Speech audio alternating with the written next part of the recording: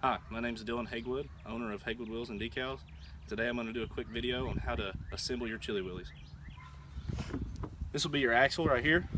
What you're going to do is you're going to take one washer, slide it on that. You're going to take your wheel, slide it through there.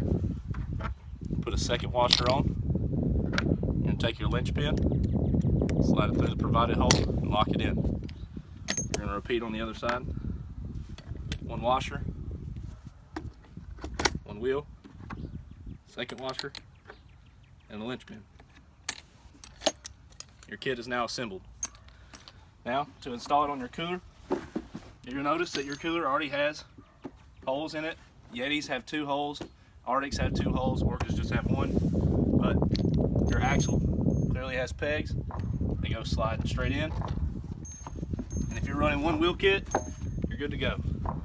You have the existing handle and it's ready to roll anywhere you want to go. This is my personal cooler.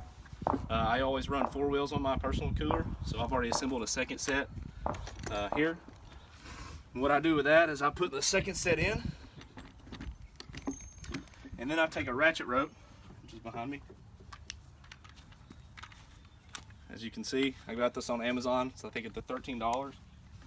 You slide it in there and go outside the handle or inside the handle.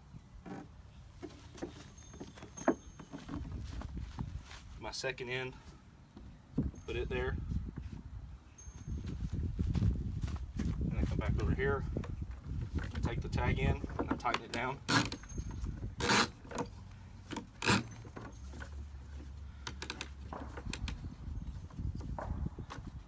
Nice and snug. And then what I do with the excess rope is I take it and I run it back through the cooler where the tie downs are on your cooler, like so, and tie a simple overhanded knot in it.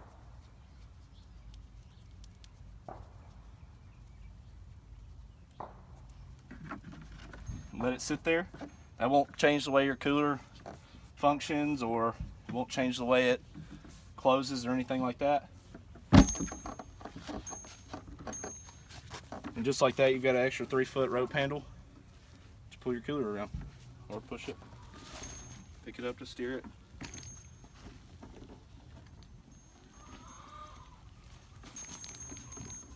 And there's your chili wheelies.